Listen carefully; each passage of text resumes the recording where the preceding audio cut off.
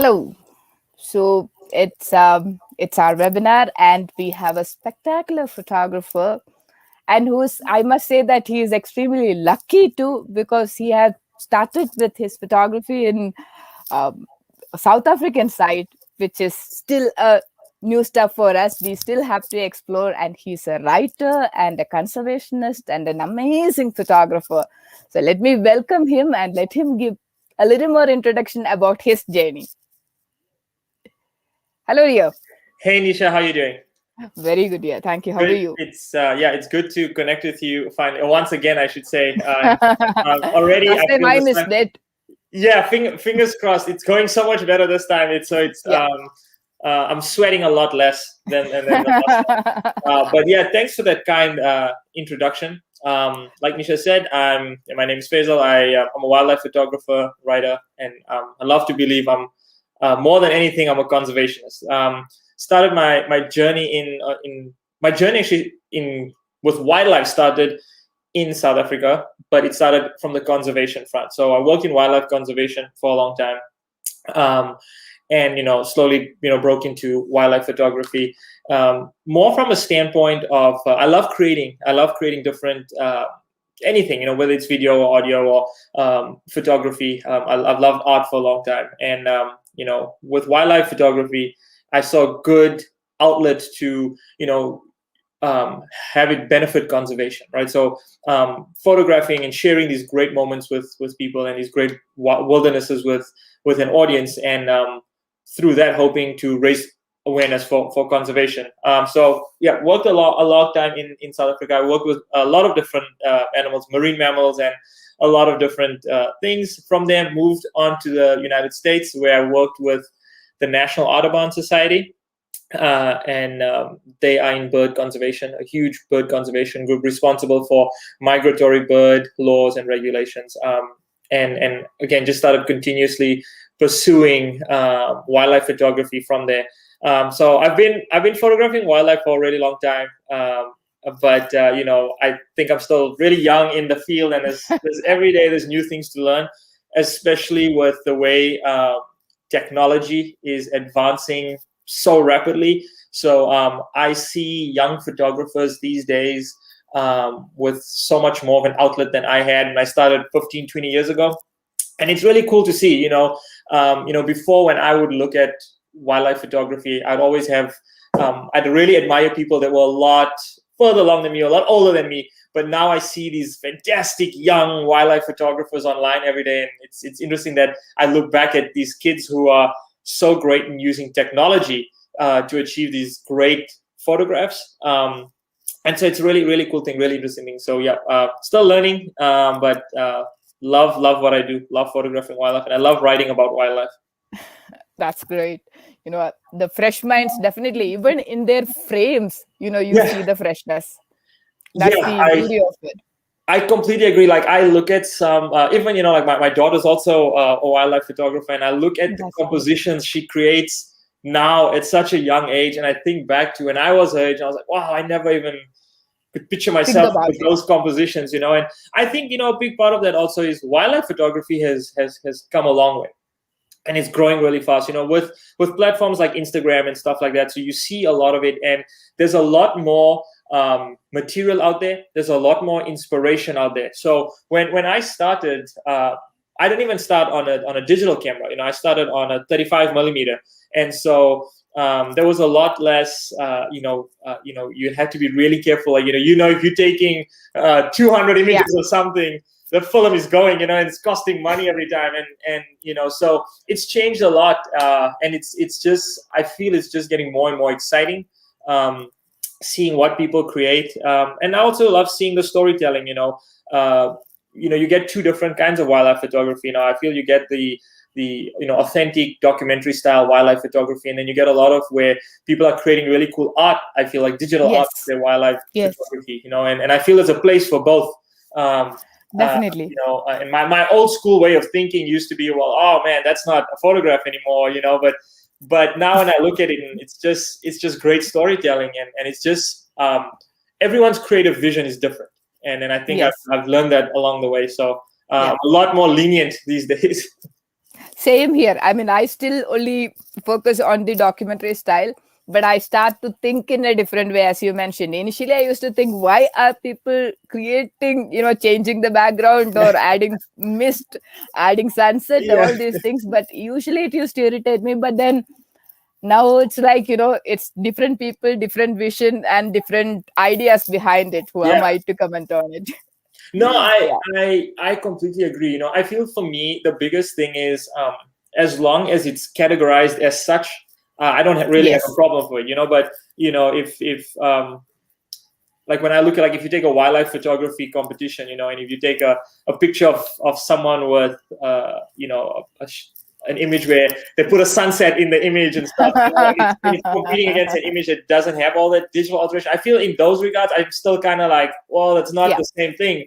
But I definitely feel there's a place for both. I used to be the definitely. same way when I would see a picture of a lion or something. I'd be like, well, that's not the color of a lion. It's not lion. But now I see that it's you just got to broaden your perspective, and it's all good. Everyone's Yeah. creating.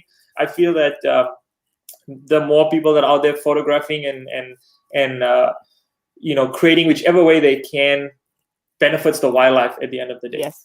Yes. A lot of these reserves and that they need funding, they need money, they need Yeah. visitors. So I'm all good with it. So I will say some of it I see on Instagram, I still feel it goes really far beyond what I can accept, but for the most part, I'm getting there. Same here. Same here. Anyway, so let's start our journey. I mean, let's go with the presentation, and you can share more insight on your journey, please. Yeah, One for sure. second. Yeah. Okay, so So let me go full screen with this. yes. Oops. Now you saw my whole presentation. Okay. Yes. Okay. Yes. So what we're going to be talking about today is photographing wildlife on foot. And you'll see from my presentation, I like to present in a very casual way. So not a lot of notes or words on the slide. I like to have it very conversational. So Manisha, at any point you have anything to say or you want to hop in or any questions, please feel Sure. free to hop in. I come from, obviously, from South Africa, where photographing wildlife, I grew up experiencing wildlife and photographing wildlife from a vehicle, from a safari vehicle. And that's how it's done in Africa. And that's great. Yep. It's completely... I think it's required, obviously, just considering the type of terrain, the type of wildlife out there, it's necessary to photograph from a vehicle. And I still photograph from a vehicle a lot. I enjoy it. Even here in the States, when I go birding and I photograph birds, I photograph them from a vehicle. By no means am I saying, that I don't agree with photographing from a vehicle. I love photographing from a vehicle. I love being on a safari vehicle and photographing. So my point with this topic was, when I did talk to Hermes, was to give another perspective of another kind of photography that I've really been enjoying over the last few years, and that's photographing wildlife on foot. So the way I wanted to present was to give a few differences between the two, and also just talk about why I really love photographing wildlife from foot, photographing wildlife on foot, and the real advantages of photographing wildlife when you're on foot. Now, a little disclaimer: whenever you do photograph wildlife on foot, you have to make sure that the reserve you're in permits that. The places you go allows things like that. You always want to consider safety, right, for yourself and for the animal. You want to make sure you stay the necessary distances away, and safety should always come first before the photograph, before anything. And that's for yourself and the animal. So again, when you do photograph wildlife on foot, make sure you read the necessary rules and regulations of the places you are visiting. So the first thing I want to talk about are some of the advantages and disadvantages when you are on foot versus a vehicle. So the first thing is one of the biggest advantages when you are photographing wildlife on foot is you're able to it's a really interesting thing, right? So you're able to when you're on foot access places that you can't usually access from a vehicle, right? You can access really remote terrain on foot that you could never access when you're in a vehicle. For example, especially if you're photographing wildlife in a very mountainous area with really rugged terrain, vehicles can only go so far. And so when you are on foot, or when you venture out on foot, it provides you this opportunity to explore the wilderness in a lot more of an intimate way. Okay. So like for example, a picture of that moose on the top, right? The reason I chose that was for that very reason, right? This moose, he was I would have never seen him if I just stayed in the vehicle, but getting off and tracking him, finding him in a really quiet area where there weren't really any other photographers also. So that's another advantage. You have these scenes that you're really by yourself with them, right?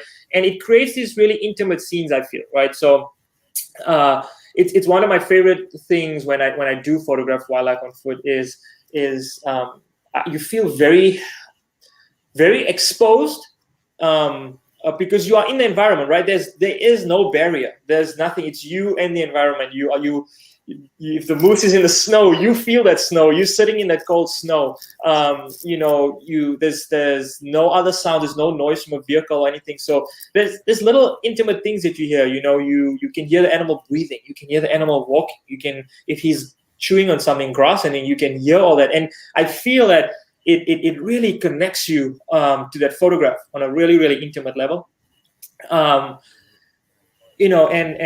And again, doing all this, getting as close as possible while maintaining, the safe distance, right? And it's just something different for me. And it was the first time I experienced this, was in Yellowstone, when you are with, an animal that's so much larger than you, and you don't really realize how massive or powerful this animal is until you're out of a vehicle, right? And the vehicle it elevates you a little bit, and it gives you the sense of protection.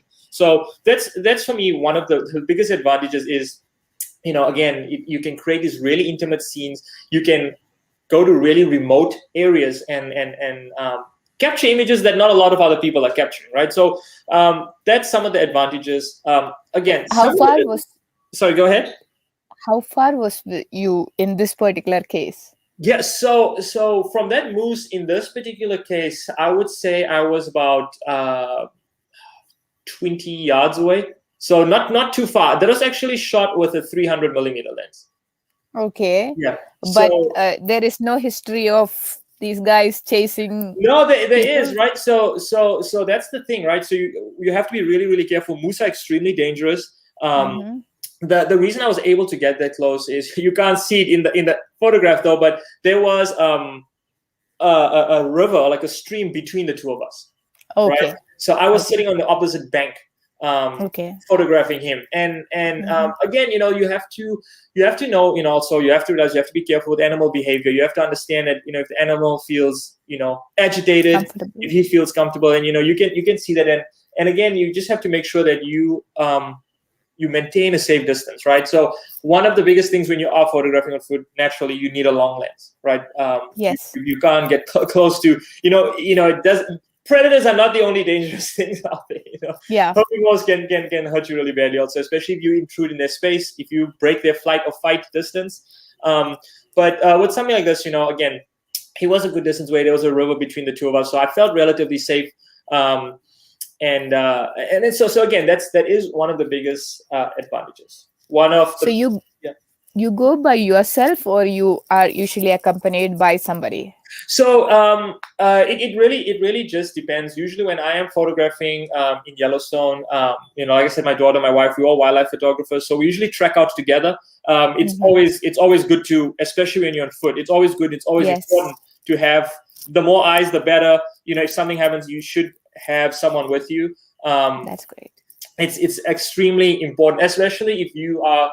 Now if you see something that's close to the road and then you get off foot, I think that's permissible. It's fine. You can go by yourself. But if I know, like, hey, I'm going to trek up this mountain, I always make sure that I have someone with me. It doesn't have anything to do with the animal. Also, I could slip and fall and get hurt. Yeah. And, it's important that. So I always encourage someone, don't go at it alone. Yes. Make sure you have someone with you. And that just comes from a safety standpoint, and you also have someone to help you carry gear. That's true. Also helps. But so the disadvantages, right? The reason I put a picture of a lion there is, you can't do this everywhere. You can't go on foot everywhere. You can't track all wildlife on foot everywhere. It's almost impossible to approach dangerous game. You can't do it on foot, right? So it's not like you could walk up to a pride of lions and photograph them. You have to be in the vehicle. So it's a major disadvantage when you are photographing on foot, is that you can't really approach dangerous game. Also, it is more dangerous. That's just a fact of it. It is more dangerous photographing on foot. Again, not even that the animal is dangerous, but you could get hurt very easily. You could slip, you could fall if you're not careful. So for me, that's the biggest disadvantage, is that it is difficult to it's impossible to approach really dangerous game with it, and it's not something that can be done everywhere. The other thing is, it is extremely taxing and tiring on your body, right? So you hold a 500mm lens for about 15 minutes, it might not feel that bad, but sometimes you're walking out for about 2 hours, just looking for something, and it does become very, very taxing. So for me, those are honestly the biggest advantages and disadvantages. Is, yes, you do get really intimate scenes. You usually get photographs that no one else gets when you do photographs on foot, because you might be the only one out there. But on the flip side, it is impossible to approach really dangerous game on foot. Sure. Let me see, what do I have here? So the next thing I wanted to talk about a little bit was storytelling, right?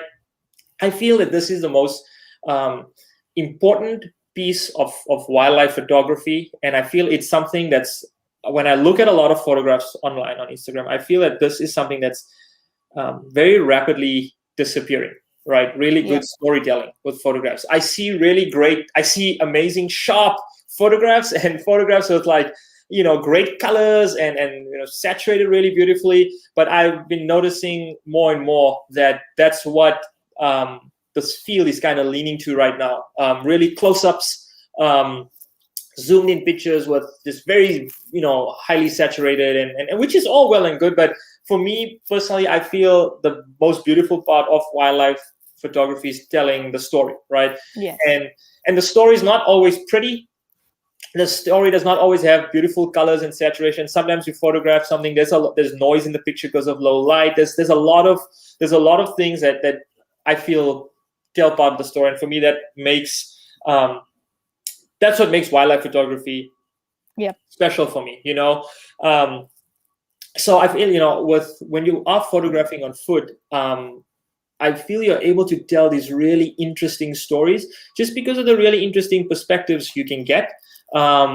You can set up your camera in so many different ways. You can position yourself in so many different ways, and also like I said earlier on, you're able to track out to places where not a lot of people are. So you're able to tell these stories that I feel are kind of hidden, right? Hidden stories that are happening, and for me that's a big part of it. And a lot of times when I go out, like the scene with this fox at the bottom, it was just incredible watching it hunt time and time again, and I sat out there with that fox for about 4 hours. I know my fingers were numb. It was so, my body was in so much pain, but it was just so incredible seeing this animal close to me, just doing its natural behavior, and again with me being completely exposed to it. And I feel that helps me tell a story better, right? Because when I look at this picture, I know exactly how the snow felt, how cold it was, and again, I feel that it's such an important part of photography, and I feel you can do it.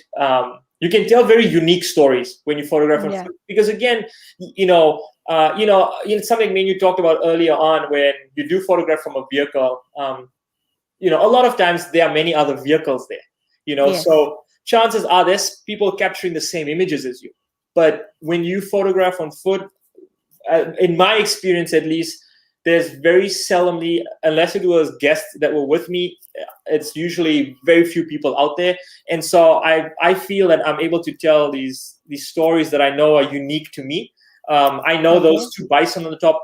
There was no one there. It was just me, the fox. It was just myself, my daughter, and a few of us just who trekked out to photograph it. Mm-hmm. But yeah, I'm really big on the storytelling aspect. That's why you'll see a lot of my photographs on Instagram. I don't usually post images of very zoomed in images of animals. I like posting images of try and capture as much of the environment as I can. And those usually don't get the most likes on Instagram. I totally agree on Yeah, that. but I really prefer that kind of photography. Again, there's no right or wrong answer there, but that's usually the kind of photography that I prefer. That's great. Let me see. The next thing I have here was Oh, it that's kind of amazing. segues from the previous slide, right? When you are on foot, you can create very compelling photographs, extremely compelling photographs. So it comes down to one basic thing for me. No matter how low your shooting angle is from a vehicle, it can never be as low as when you're on foot. You could lie on the ground and photograph, Yes. right? So you get these Yes. really incredible perspectives, right? And you can create really compelling photographs with that. Especially so like, and I love this photograph a lot also because I saw this coyote and he was on the hunt and he wasn't very far away from me also, but I noticed he was walking in the direction of these snow mounds, so he was going to be just behind them. And so at first I was trying to get these really sharp photographs of his eye and stuff like that. And then I thought to myself, hey, it'd be such a cool perspective if he's walking behind a snow mound and I sit on the other end and I kind of get that snow mound just in front of him, and it creates this really cool perspective. I feel like it tells such a cool story of winter. And the environment that they have to survive in with the snow, like kind of covering the first third of him, um, and so again, you can create these really really compelling photographs when you do photograph on foot. And again, it's these perspectives that I feel are for me, just being eye level and being low down, it's always going to create a better photograph, right? And Definitely. that's goes without saying, whether you're in a vehicle or you're on foot. It doesn't matter. The lower down you are, the more you are at your subject's eye level, the better your photographs will be. Just because it's a really great perspective, it's very intimate and it draws the user into that environment, right? So yeah, I feel you can tell these really really cool. You can create these really compelling photographs just by using different perspectives that you can't really get when you're on a vehicle. Now, I'm not saying you can't get really incredible perspectives from a vehicle, but more what I'm talking about is these shots that are super low, super right on the ground. Like you really can't get them from a vehicle. And obviously, unless you're using, Camera trap. equipment, like a camera trap, or you put, you lower your camera down on a Yes. monopod or whatever. But again, there's just something about it for me, like lying down in the snow, and just being at the actual animal's eye level, not just your camera. For me, it's creates really really compelling photographs, and it just helps you tell your story, right? Because ultimately, that's what you want to do, right? As a photographer, you're presenting one frame, and in this Yes. frame, you're trying to tell your user, hey, this is what it was like over there. This is, you're trying to draw them in.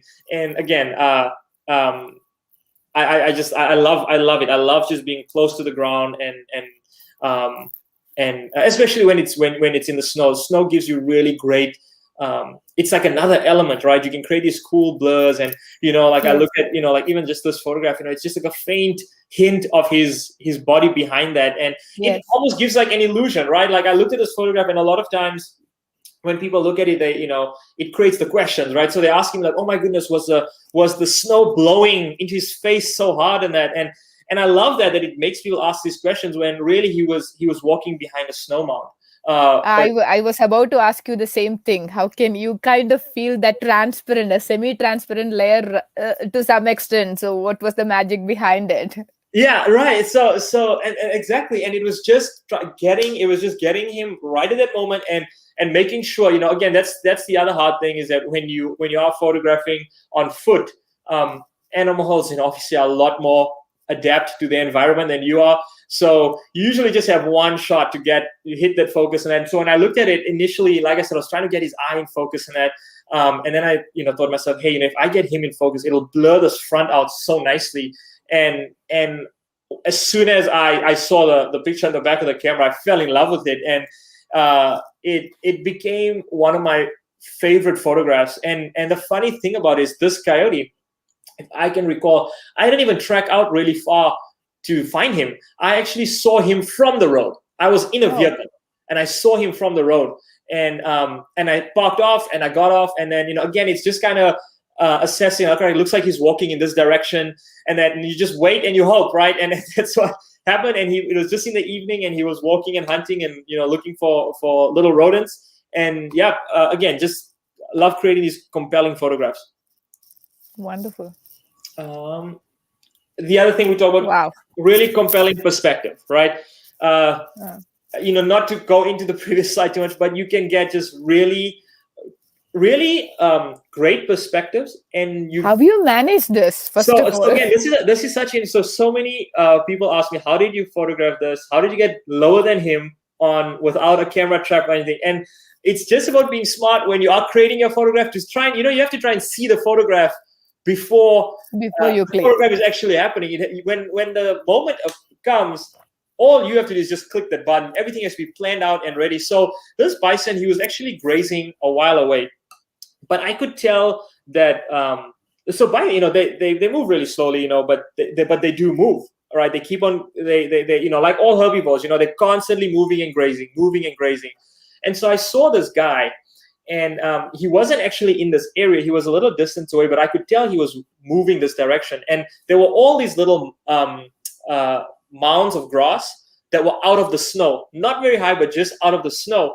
And so what I did was I walked down to another area and waited for him. And I just hoped, I was like, oh my goodness, if he walks up on any one of these little grass mounds, it's going to give such a great perspective, of him looking down.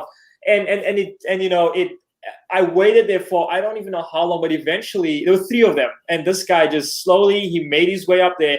And it was just everything just coming together. But again, the way I was able to situate myself low down, I was in a creek, like a stream. I could have never done that with a vehicle, because the road was, interestingly enough, the road was actually eye level with him, a little bit above him. So I had to walk down like into a little gully. Okay. But again, it's just those things where you have to just plan out your perspective. And again, especially when you are photographing on foot, because so if he moved, if he went to a different direction, it's almost impossible for me to grab all my gear and reposition myself 50 yards away and still beat him to it, right? So again, luck has a lot of part to play in it, and I can tell you one thing: it's safety, right? Safety is very important. But that's the other thing about wildlife photography, is that creating the illusions of things, right? So yeah, this creates the illusion that he was right there, and I was eye level, but I was lower down than him, and so that I knew immediately that if he stood up on there, it was just going to give a compelling perspective. And Nisha, I'm sure you agree, but whether you are photographing from a vehicle or from a hot air balloon or from on foot, perspective is everything, right? Yes. The perspective is everything, and it comes before. I've said on my Instagram a couple of times, like composition and perspective. These things are what makes great photographs. I totally agree. It really draws your user in, and even if it doesn't draw, as long as it makes your user ask a question like, "Wow, how did he get that shot? How did that happen?" That's what's important. And I encourage anyone who's listening, is that before you think of like post processing and saturation and vibrance and all these other things, think of how you are staging your photograph. That's the most important thing. At the end of the day, no one is going to remember how saturated your picture is, or what camera you photographed it with, or how many megapixels it is. they will remember how it felt and how it was composed. And I think that's whether you're photographing on foot or from a vehicle, that's the most important thing. Yes. Perspective, story is Yeah. and composition, definitely. Yeah. For me, those are the most important things. Now, so the other thing, this is actually in the Mara, Nisha. So the other thing Okay. you have to remember, you cannot. That's the hard thing. You cannot approach dangerous subjects on foot, right? It's not advisable. And Yeah. it's not possible. And again, I'm just going to go back to this. Don't ever for once think lions, for example, lions or predator animals are dangerous and bison are not. These are they. And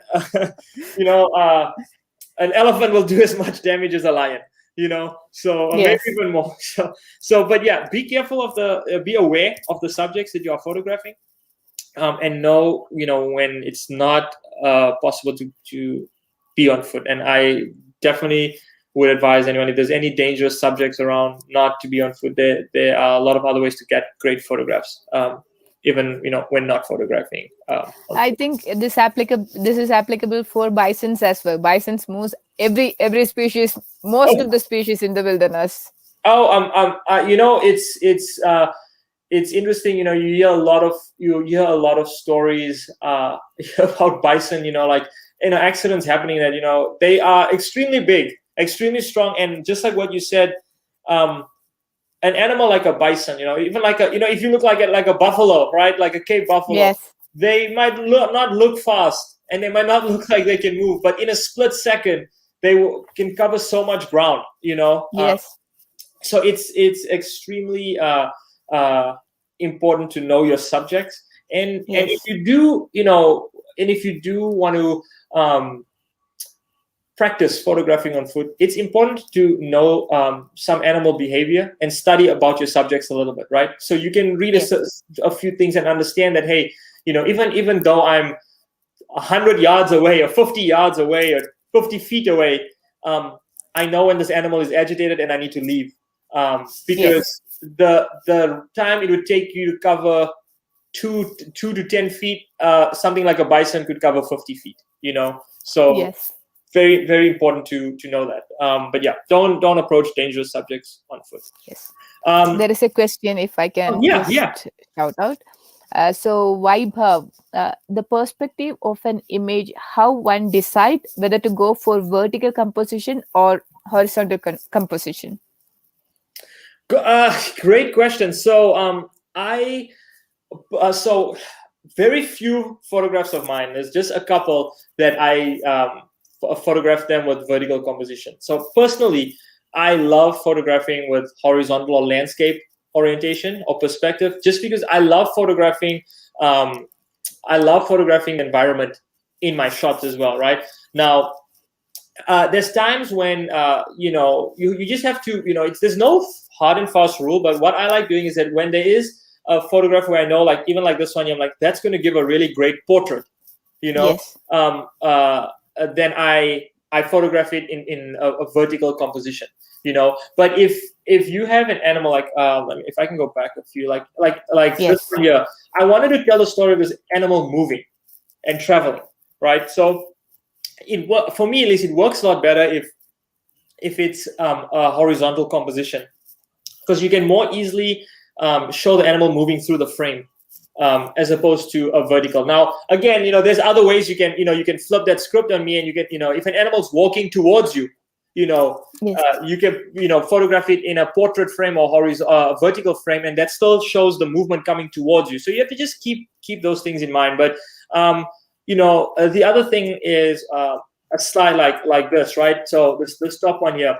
The other thing you have to also remember is when you are composing your photographs is, if there are other animals in the photo, in the frame, or in the scene, try and capture them in there, right? It gives you really cool perspective and composition. It helps you create these great leading lines, in your photographs. So don't always just try and do a portrait and zoom in on the picture. Like, those are great shots. I'm not saying those are not great shots, but if you have a really beautiful environment, and you are able to get relatively close to your subject, I mean, it's always great to get a lot of that environment in your picture. And, I just feel that it helps tell your story. And that's what you always want to focus on. Whenever you're composing your picture, whether it's Yes. portrait or landscape, you're trying to tell your story, right? So like, this one here, for example, the reason I photographed it a bit wide was to show, like, it's just this vast snow everywhere, I'm trying to tell that story. And again,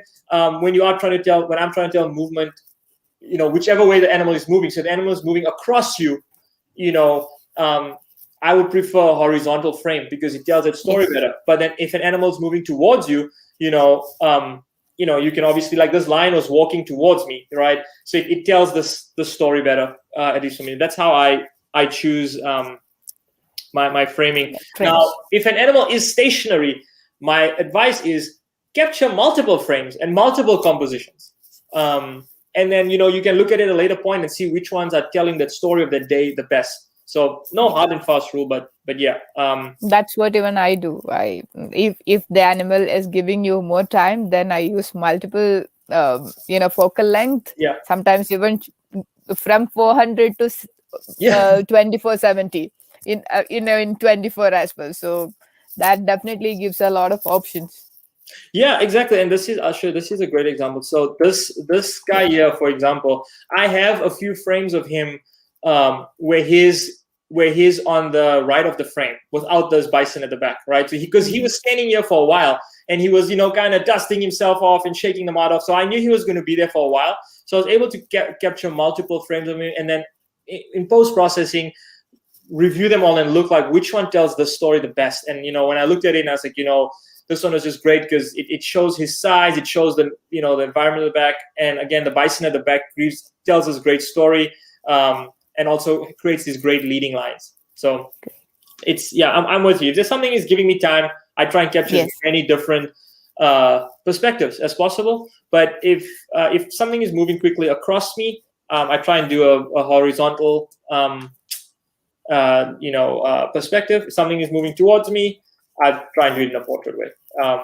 But yeah, you got to be quick. You have to be quick. That's why you have to make sure that your settings are dialed in. I always if I'm approaching a new scene or something, I make sure my settings are dialed in, so that way I'm able to spend more time adjusting my perspectives rather than trying to figure out, oh my goodness, this picture is blown out, or I need to change the setting. So make sure if your settings are dialed in, even if something is moving, you can change the perspective a lot. So the other thing is mobility, right? So initially I talked about when you are on foot, the biggest advantage is you can get to places that a vehicle can never get to. It's just a fact, right? You can get to really intimate places, and you can create incredible intimate photographs of scenes that only you are there. The flip side of that is on a vehicle, you can cover vast areas much faster, right? Yes. So that's the biggest difference. There's a caveat to everything, and I feel that's the biggest thing, especially if animals are on the hunt or something. It's almost impossible to follow them on foot. But on with a vehicle, you can do these things. Also, if you are on foot and someone tells you, "Oh my goodness," you get it on the radio. There's this incredible sighting 10 miles away, right? Right? But in a vehicle, you can you can adjust really quickly. And you can even salvage a day, right? So like I've noticed times where I've been on foot and there is a sighting, like for example, I see some bison or a fox or something, and I trek out there and I spend hours with this animal, with this fox, but he's behind a little bush for 6 hours, right, sleeping. But now I've already hiked out 3 hours, so I'm invested in that, right? I'm not going to go and hike somewhere else for 7 hours. But on a vehicle, if you get to a place and nothing's happening, and you hear something far away that's, hey, my luck might change, you can very easily adjust your plans and move on. So that's the biggest thing. There's pros and cons to that mobility. And again, you're able to from a vehicle, you're able to photograph scenes like this from relative safety. That's true. Yeah. And that's all I had, Nisha, Okay. for today for my presentation. I don't know if I talked too much or No, no, no. That was all valid points. In fact, you spoke about almost everything which is going to be on the plus side as well as on the minus side. So that was great. Yeah, as you said, it's the distance, definitely a major thing. Your safety, it's not just your safety. The moment the animal is going to attack you, the animal will be killed by the authority because of the yeah. pressure. So you're putting yourself and the animal into tough situation. Yeah, exactly. And so, I've been on safari, and I've seen people do really stupid things from a I vehicle. know. And I know. I've seen people on the flip side I've seen photographers do very stupid things on foot as well.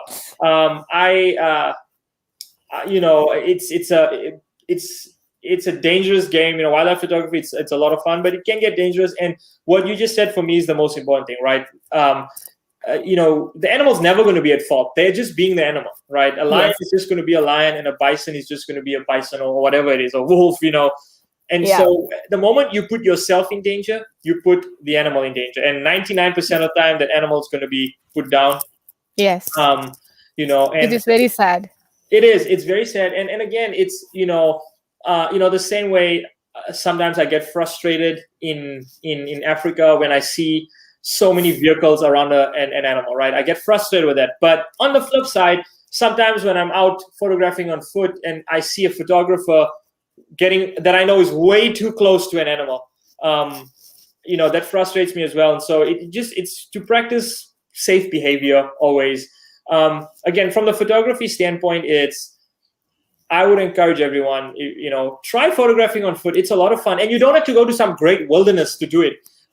You can go and photograph birds on foot. It's go to a local park or something and practice. Being in nature is so great, and for me, that's the biggest thing. A lot of times I go out on foot and I don't get a photograph.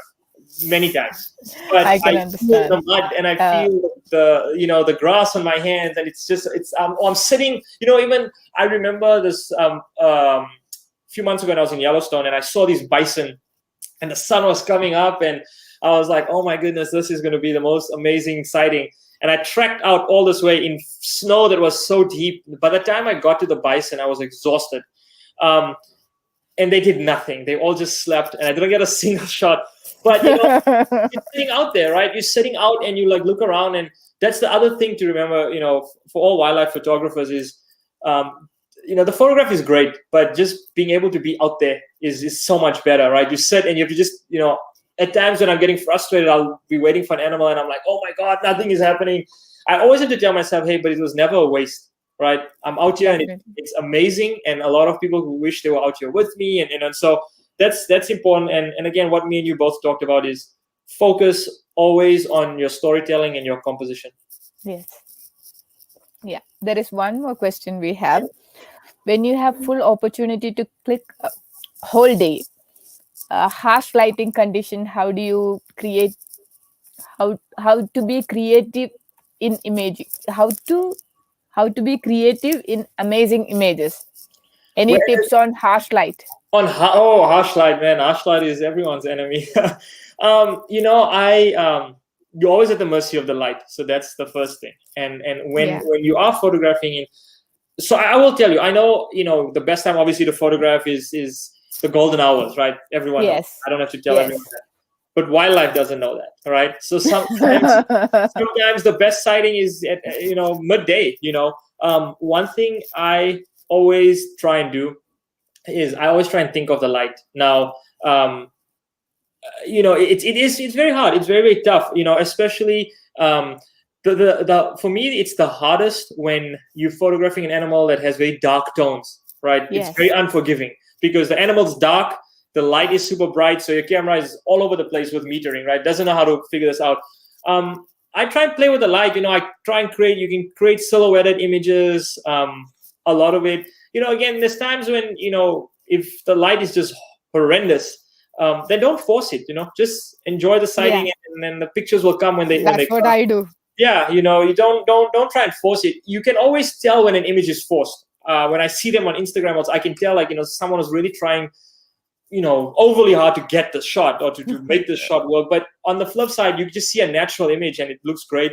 And then again, just tell the story, right? And sometimes the story is that the light was harsh, and that's the thing. Yeah. It doesn't have to always be a pretty image for it to be a great image. I know that, you can get a lion yawning in the sunset with the sun setting behind him and the birds are flying. It's like, oh my God, that's such a pretty image. But you can get an incredible image of a lion hunting in the midday. Just take a shot, and that's just what it is. I'm not harsh light. I mean, it's an enemy.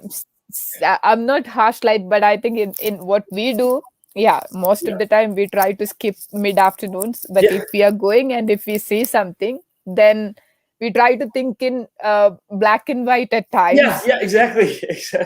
And, and honestly, my biggest enemy is not harsh light. My biggest enemy is low light. Okay. Because a lot of times, like, I'm like, oh my gosh, the sun's gone and now action is happening. Because like what you just said, a lot of times I'm during the midday in the harshest light, I'm not even photographing. Same here. And if I do photograph during those times, it's because something just happened and I was there. But I try not to photograph in super harsh light. Now, again, it depends a little bit on your subject, right? So there are times when harsh light doesn't really, like, if you're photographing a fox, a fox is bright in color, so your camera is a lot less forgiving, right? So you can at least get some stuff, but that's a tough one. I mean, everyone, I think, as long as cameras work the way they do, everyone will battle with it. But I always battle with low light a lot, because you can start pushing up your ISO, start pushing your settings, and then it's it's just so much things happen in the camera. But I've gone so far away from like worrying about it that there's a lot of images that I it's going to sound weird to a lot of photographers there, but low light photographs that I capture, I don't even really do too much noise reduction anymore, because I'm starting to love the graininess of the picture, and I'm like, hey, it is what it is, and because one thing I've been noticing again on Instagram is I've noticed some pictures with the bokeh that's so blurry. And I'm like, what lens did you? That's not from a lens, So I mean, I don't know. There's just a lot to. Once again, I think it is more of a creative approach. I'm trying to take that in that perspective, because I know there is no way you can get mist like that. No.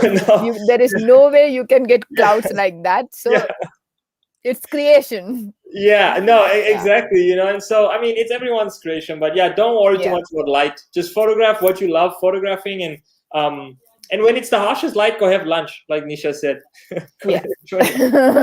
No, sometimes light is, photography is nothing but playing with light. So whether it is low light, high light, everything have a creative approach. So it's it differ from person to person, and it's different opinion altogether.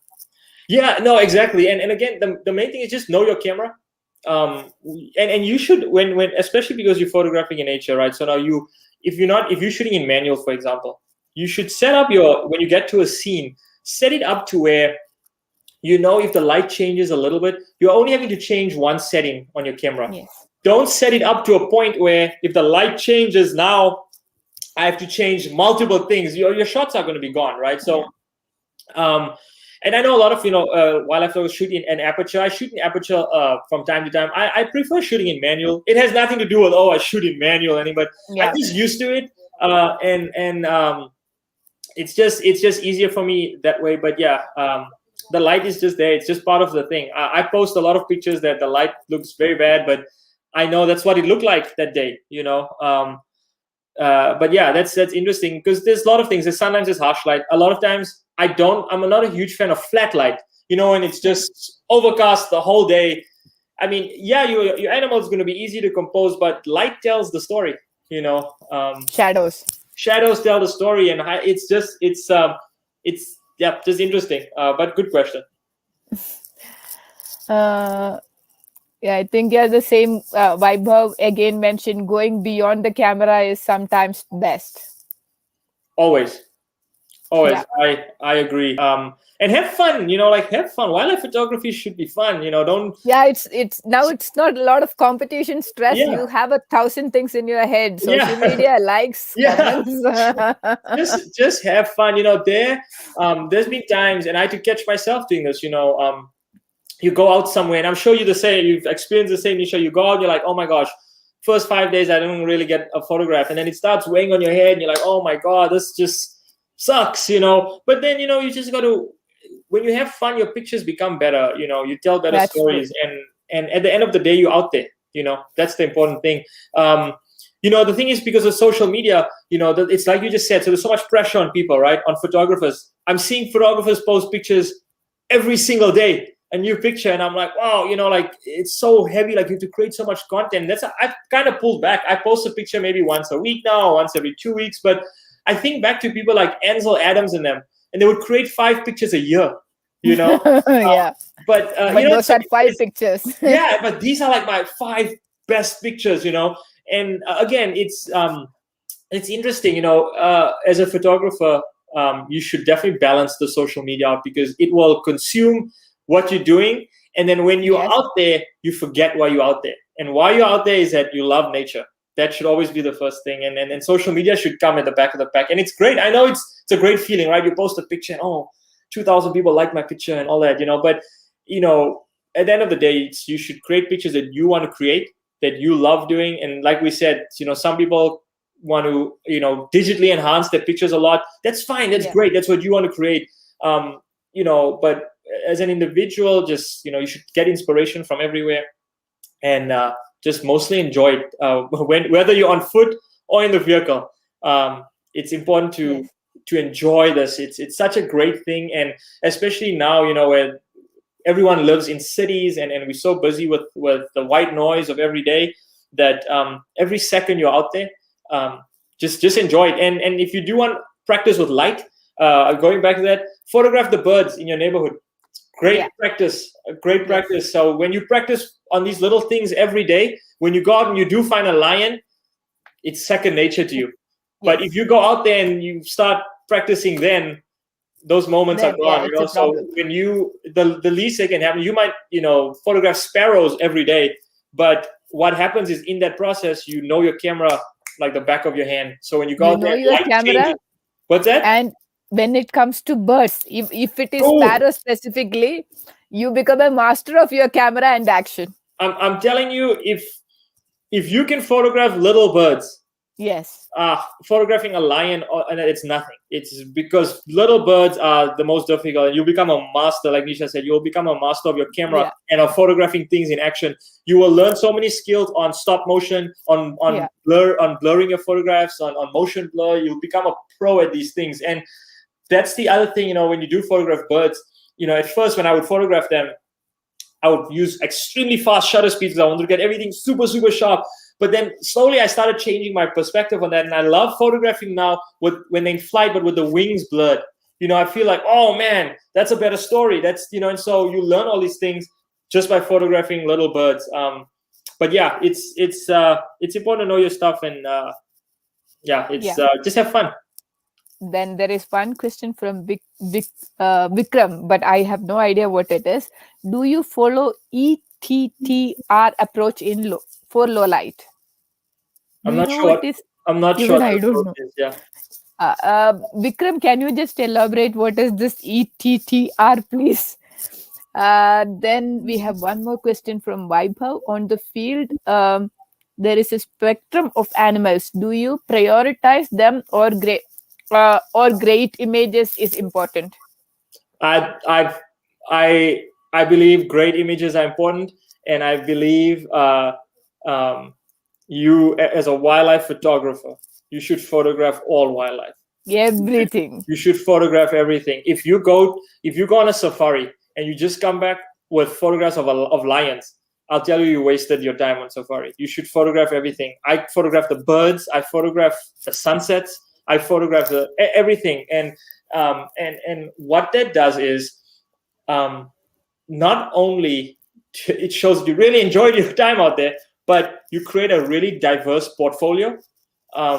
You hone your skills. You create you get so many more skills, and again, it's about photographing everything. I don't prioritize anything at any all. species. When I Yes. go, I know when I go, like if I'm in Yellowstone, for example, I see people trying to photograph wolves for 5-6 days straight, nothing else. They won't, and that's fine, it's their thing. But me, I photograph the ravens, I photograph the little herbivores, I photograph anything.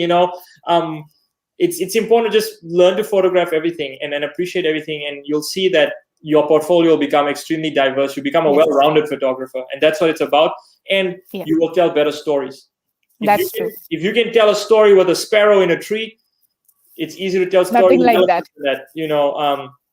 And you also, as you start photographing other things, you realize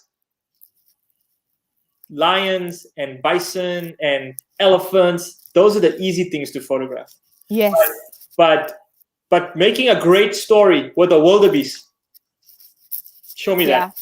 Show Yeah. me that. Or And the smaller the subject is going to be, the tougher your life is going to I'm be. telling you, I until I until I really started photographing little birds and little subjects, I never really appreciated how difficult it is and how much work it was. And it's important. Just photograph everything. I mean, don't you at the end of the day you'll get more photographs.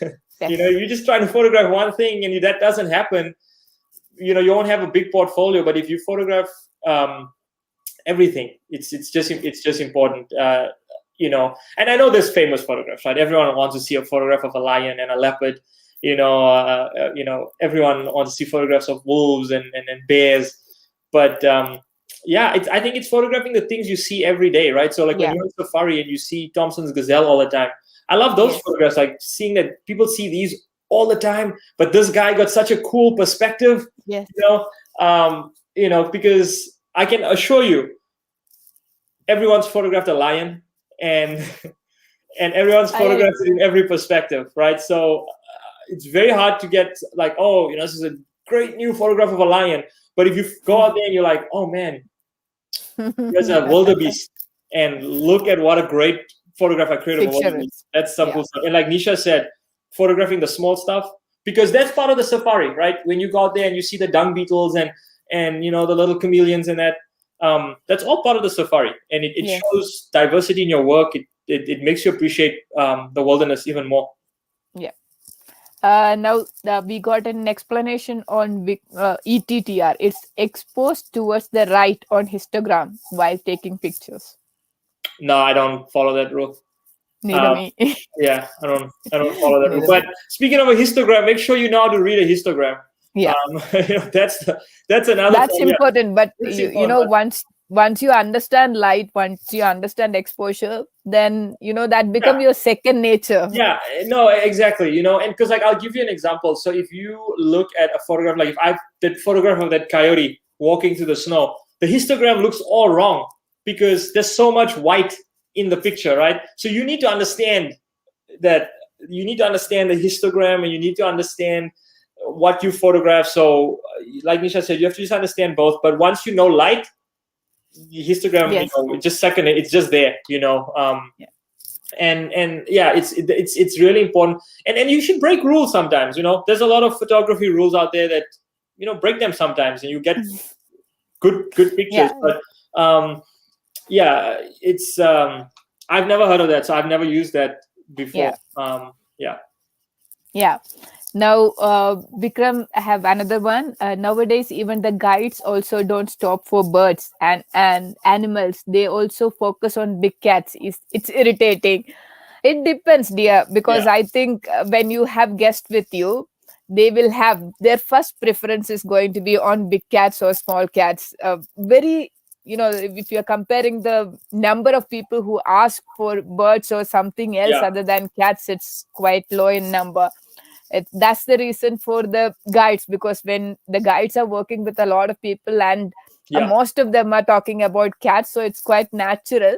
The best way is you tell your guide that this is what you want, then the guides will work according to that. Agreed, 150%. So Vikram, you have to understand, right? So the guides, that's how they earn money, right?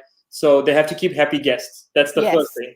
Second thing is, as much as Nisha and I talk about photographing everything, when the first time safari goers go to Africa, they don't want to see a chameleon, they want to see a lion. That's Yes. the thing. That's Yes. just the nature thing. If I bring tomorrow, if I have to bring someone to Yellowstone, Yeah. I know as much as I want to go photograph, I don't know, a coyote, they want to Yeah. see a wolf. They want to see a Yes. bear. That's the thing, Yeah. right? So you Yeah. have to know that. But what Nisha said is important. You should make your expectations clear to the guide, right? Yeah. That, hey, I'm interested in birds. I want to see Yeah. birds. Yeah. The other thing is, and I know it's very hard, it does cost a lot more, but especially when you're on safari, see Yeah. what your options are to get a vehicle of your own, to get a Yes. private vehicle, right? So then Yes. you dictate the safari, right? Yes. So Yes. if you're like, hey, I want to see these specific birds, your guide will make sure he gets to try and find those Yes. birds for you. But usually, if you're on a general vehicle with general guests, they want to see the big five first and Yeah. foremost, right? So he has to focus on those things. But I know it can get frustrating. Yeah. On the flip side, I think it was 2 years ago, I guided a group of birders on their first safari, and we went, and I remember we saw a leopard on a kill, and then the next day we were looking at these two spoonbill feeding it. And we heard of another leopard with a kill, and I told them, hey, do you guys want to go there? And they were like, why would we want to go there? We saw a leopard already. Look at this. And they told me that, Faizel, you know how special this is. And one of my favorite memories of that was we heard about these two cheetahs pretty Okay. far out. So we decided from lunch that we're going to just drive out. We'll skip everything. We'll go see these cheetahs, right? And we finally got them right as the sun was set. It was perfect. I mean, perfection, right? And we just got there and everyone is quiet and we're looking at these cheetahs. And I just hear one of the guests from behind me and he yells, woodpecker, So even though we were there for the cheetahs, he was looking in the trees for birds. But yeah, it's just about enjoying it. And that was one of the trips that gave me a new appreciation, that there's just a lot to see. But again, to answer the question, you should make your expectations clear to your guide. Let them know, hey, I do want to stop for these things. I do want to see for these things. And then you have to manage your own expectations, right? So you need to know also, I am on a vehicle with 5 other people. Other people. Yeah. They want to also see other things. They want to see lions. They want to skip this. And that is the hard thing, sometimes if, there is a lion, a guide, he wants to make sure he checks that sighting off. So he's going to skip other things to get to the lion. So that way, at least he knows, okay, they're here for another 2 days, but at least they saw lions now, So I know it's difficult and it is frustrating, but a lot of ways around it. Yeah.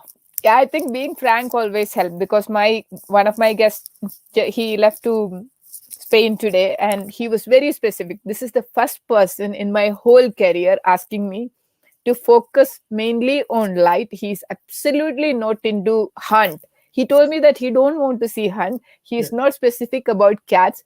He sent me a bunch of images and even before coming, and it's all about light. Yeah. It's all about sky, clouds, how to focus this, how to focus that. So it was all about beautiful, it's more like painting, like image creations. So it made my life easy because otherwise I'm always like, when the lion is going to hunt, when the leopard is going to hunt. Yeah. This was slightly more relaxing. Yeah, I was guiding some guests right as COVID hit.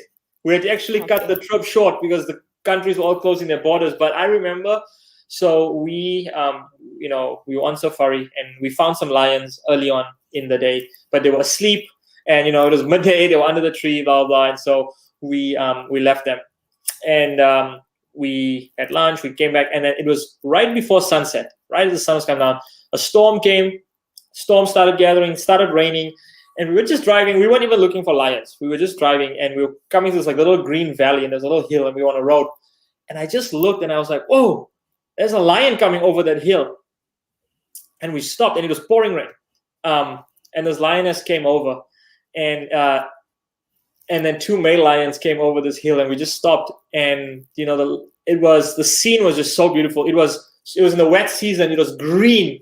And it was this mountain behind, so it was beautiful. And they were coming, and there's the rain falling on them. And the lions, they were walking and they were up and about and shaking the water off. And I Wow. remember we were sitting there for like 2 hours or something, just watching them. And one of the guests was like, can we just move on now? Like, we've seen these lions. And I looked at her and I was just like, you know how special this is. Like, It is. It see is. them moving around and and Yeah. so it's to manage expectations all around. And it's also to Yeah. let guests know when something is special, right? Yes. Sometimes it's not something they want to see always. Like, they might go like, oh, I want to go and see I am. something else, but you can let them know, hey, this is something incredible you're witnessing right now. Yeah. But the other thing with that is, again, Nisha, it's great to have guests that know what they want to see. It makes Yes. it a lot easier, right? Number Yes. one. And I always like when I go to Yellowstone, for example, I know if there's a lot of wolf sightings in the day, Yeah. I know everyone's going to be there. So what that Yes. does is it opens up other sightings for me, right? Okay. So you're like, I know, like, okay, if I find something else, chances are there'll be less people, right? There'll Yes. won't be as many people, and so I try and focus on that. And one of my favorite things to photograph out there is, like, I love photographing the bison, Okay. just because they have so much character to them, also, and then because they are pretty common, not many people are photographing them. Yes. So it's like that to remember. But yeah, what like you said, when your guests know exactly what they want to see, it makes it easier. It makes, Just to yes, set all definitely. expectations. We have one more question. Yeah. Can you elaborate on storytelling in mind versus images? So, um, you know, it's such a weird term, right? We say storytelling. Like, what do we mean when you say, oh, that picture tells a great story? And the thing I love about it is that when you create an image with a good story, right? So you have a story in mind. You're seeing this. You are there. You know what's happening. So you already have the story in mind, and then you take this picture. Now, what you need to remember is a great picture, great story. At least this is how I see it: is that it should tell a story in any way it can to whoever's looking at it. They weren't there, so they don't have your story, but it should tell them some story, right? So, like, I'll go back to that picture of that coyote walking in that snow. I know that it was behind from the other side of a snow mound, right? But when I'm capturing it, when you create your story, maybe add some mystery to it. So now when someone else is looking at it, what it does, creates wonder, right? Like, what was Yeah. going on here? How did he create this picture? That's all part of the story, right? So the story, don't take it like in a literal way. Like, Yeah. oh, the story is this lion was hunting this buffalo. Right? That's great. But another way to look at it is, because a lot of times there's not always action happening, right? Yeah. Most of the time there's not action happening. So when you capture a picture of a stationary animal, or an animal by itself, it's important for you to frame your image and to create a composition. That's again what Nisha and I were talking about, composition and perspective, that when someone is looking at it, you're not there to tell them the story. You're not there to tell them, well, the sun was setting and a lioness was there. You're not there to tell them that. So they need to be able to look at it, and they need to be able to pull a story from it. It doesn't always have to be your story or the one that you are trying to tell, but they are getting a story from it. I look at, like, the one I had out there with the bison shaking the mud off, right?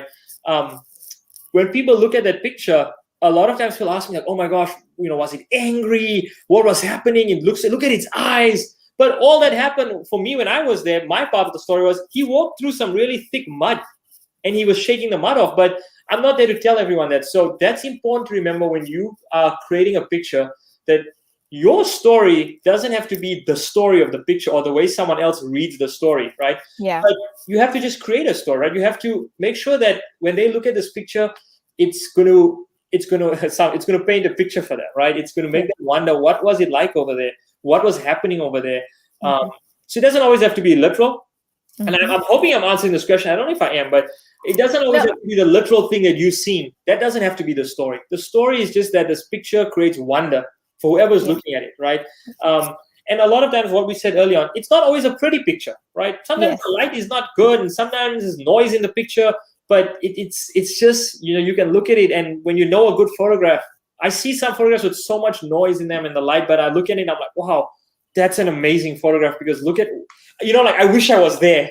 That's the story, right? Like, I wish I was there to see this. And that's why I always encourage people, the most important part of the story, for me at least, is the environment is as important as that animal. So if Yes. you are only posting pictures of a lion's head Portrait. all the way, there's no story there, right? It's a great picture. It's an amazing picture, but there is not storytelling. Storytelling is Yeah. where, oh, look at this environment, and it's Yeah. part of this whole scene. That's Yes. really what makes a great story. Definitely, definitely, and I completely agree. Once again, your story only a viewer will be getting a complete Mhm. different idea when you see that. If I'm talking about the coyote picture, I was thinking it's looking for some hunt or Yeah, something like that. Okay, so it's my vision will be completely different from the artist. yeah, It can so we all say we try to create, but it's all in our perspective. When you see it, it's going to be a different story altogether. yeah, yeah. Yeah. I agree, and yeah, but it's always just important to tell stories, and again, like I said, focus on that more than Yes. than Yes. color and vibrance, and that's all great and makes pictures very Yeah. pretty in that. But people remember good stories. People Yes. always remember that. I can still remember pictures I've seen years ago by photographs, by photographers, and I never once wondered, oh my god, I don't remember like how bright it was or how vibrant it was, but I can Yeah, it's remember like, true. oh, that was a crazy picture, like I look at like Paul Nicklin, like some of his stuff, it's like, oh, that's some really really powerful Yeah. imagery, and there's even if you look at like old school photographers like Ansel Adams, who's a landscape Yeah. photographer, there wasn't 45 megapixel cameras there, and Yes. Photoshop and Lightroom and all that. With what he had, he created incredible stories and photographs that are still, if you look at them today, you're like, wow, that's amazing, Yes. and Yeah. you can create great pictures just with light. Yes. It's all about light. Just with light. You don't need Yeah. animals killing other animals or running. Or just with light, you can tell the best stories. Yeah. That's true. So I think, yeah, those are the questions, and we have a lot of good words from a lot of people That's across the awesome. world, I believe. So thank you, everybody. Thank you. Okay, so other than a lot of people, as I mentioned, I think you can check later on, you can check in our Facebook. You will be able to see all the questions if you would like to Yeah, I answer will them. definitely. I'll definitely take a So peek we and have try and answer the ones I can answer. no, it's more of highs, hellos, and Huh. great images and things like that. But I think it was really informative when it comes to photographing, walking and doing wildlife shoot is definitely something more interesting. So thank you. No, thank you for having me. I really really appreciate it, and hopefully I'll see you out there on the plains soon. Yeah, hopefully soon, because we have some more good news. I think Hermie will get in touch with you for some news, but not only for you, for the whole world. But let's That's see. awesome. Yeah, I think Vikram mentioned that habitat shots are powerful. Yeah, always. Amazing selection, and so yeah, people are giving big compliments on the topics as well as the 5 6 slides which you talk about. It really makes sense because photography, when we think about wildlife photography, it's especially when it comes to animal, it's always on a vehicle. So we are Yeah. talking about something which is not over vehicle is really good. So thank you, Faisal, for No, your my time. pleasure. This was a lot of fun, and I really enjoyed it. I'm saying thanks on behalf of me, Hermi, as well as Paws Trails and all the viewers. Yeah, Thanks, thank you dear. so much. It was great. Awesome. And I'll talk to you Okay. soon, Nisha. Sure. You take care. So, There so we that go. was Faisal, and it was an amazing session. And you could really go through his experience with the coyote, with the moose, as well as with the lion, with the kill. So it was plus those experience in talking about different perspective, different angle, different lights. That's what you get from an experienced photographer, a storyteller, plus a conservationist. So let's wait for our next session. Hopefully on tomorrow, I shall keep you posted on that. Please don't forget, it's still COVID, so please stay safe. Till we catch up next time, stay safe. Bye bye.